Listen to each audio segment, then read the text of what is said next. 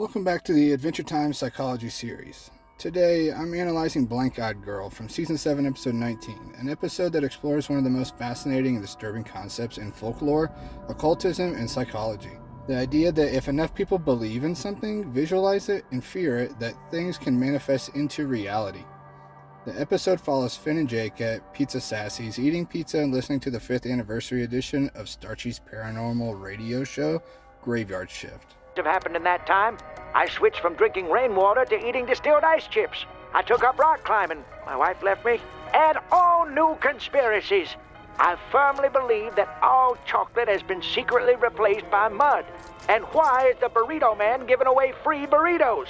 Throughout the episode, multiple callers report sightings of a mysterious girl with completely black eyes appearing in their beds at night.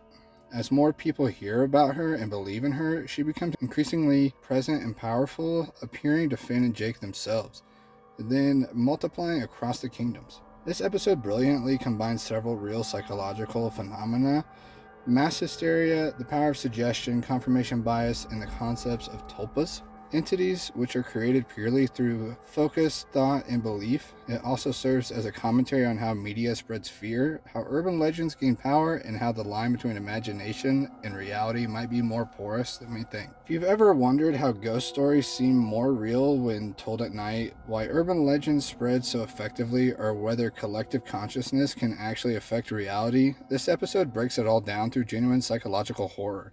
So let's get into it, but fair warning, this analysis might change how you think about belief, imagination, and what's lurking in your bedroom at night.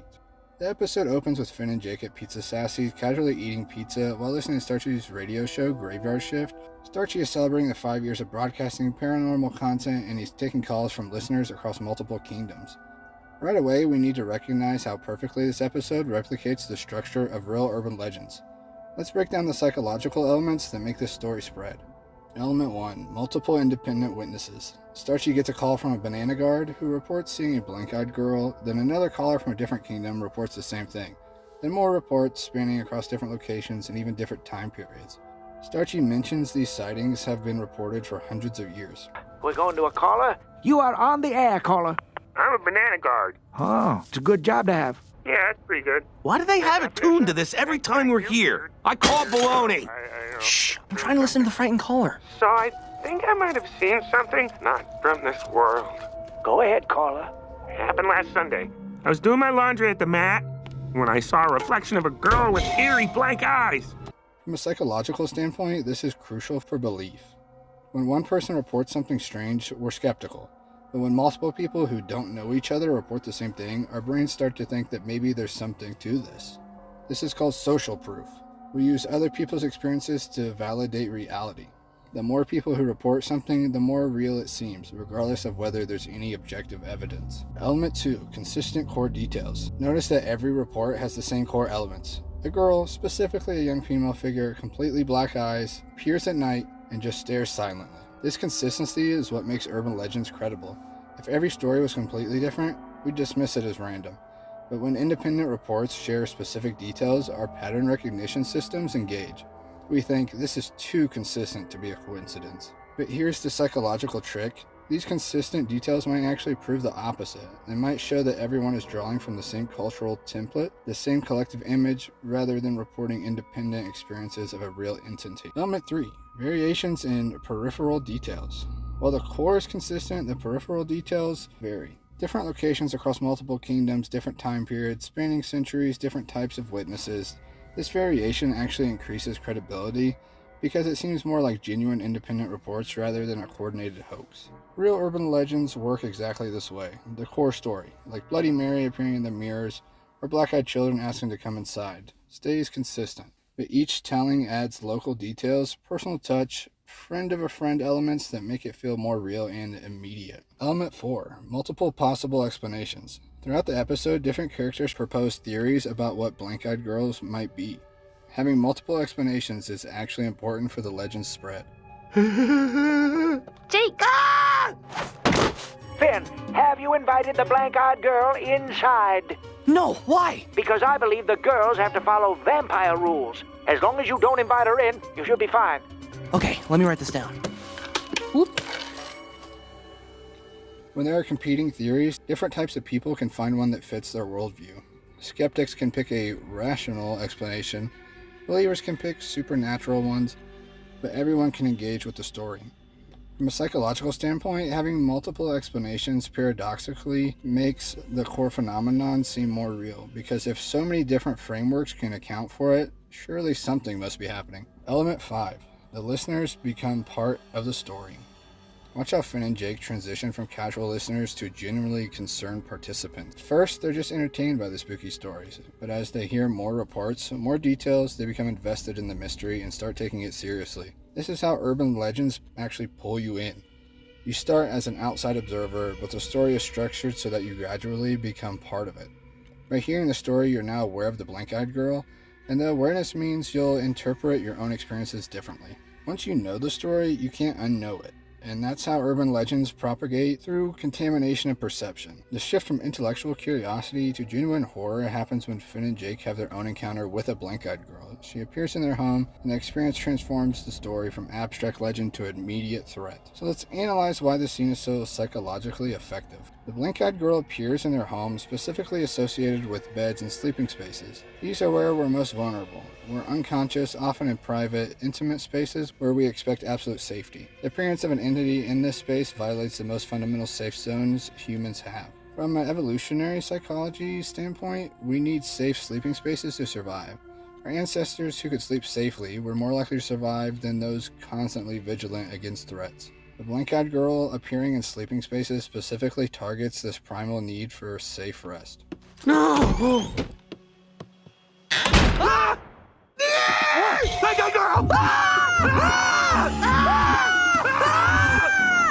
She's too creepy, man. I know! But I got an idea. Eyes are the most important feature for human social communication. We're hardwired from birth to look at eyes, read emotions from eyes, and understand intentions through eye contact. Studies show that newborns preferentially look at faces and specifically at eyes. When eyes are completely black, no visible pupils, no irises, just featureless black voids, our pattern recognition systems fail catastrophically. We can't read emotions, we can't predict behavior, can't understand intent. This triggers deep survival anxiety because we're facing something that looks human but lacks the key features we use to understand humans. The solid black eyes also create an uncanny valley effect. The entity is almost human but wrong in a way where our subconscious immediately recognizes it as a threat.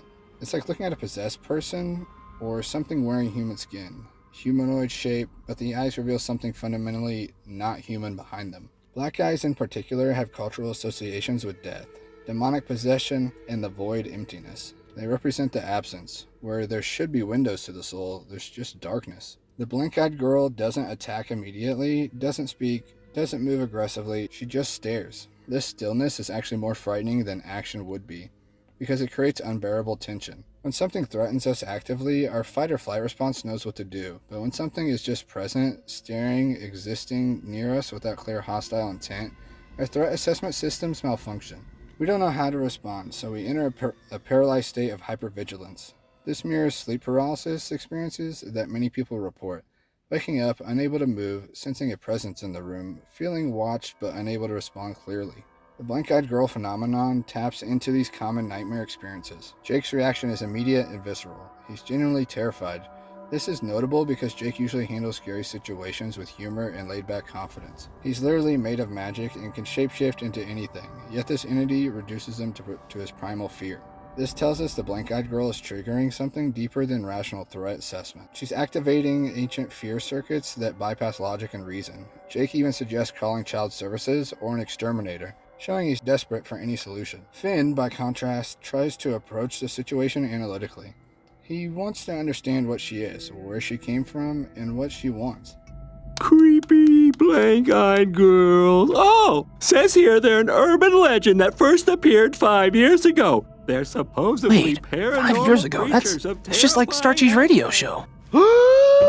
He even develops his tulpa theory. This represents two main human responses to the unknown. Jake's response, which is emotional, instinctive, trust the fear, seek immediate protection, and Finn's response, which is intellectual, analytical, understand the threat to control it. It's baloney, it's Starchy's baloney. I just gotta think of something wholesome. 밥 먹자.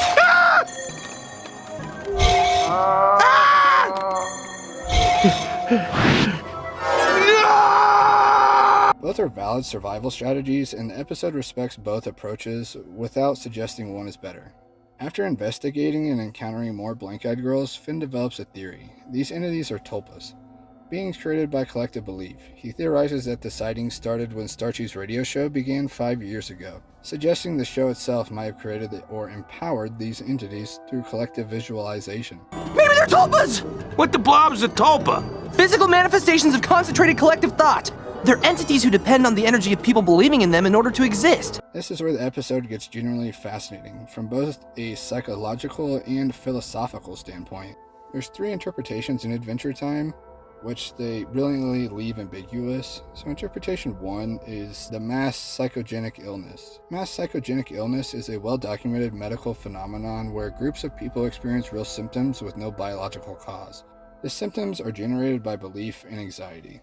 In this interpretation, Starchy's show plants the idea in listeners' minds, which creates anxiety, and then normal phenomena like sleep paralysis, shadows, and dreams get interpreted as blank-eyed girl encounters.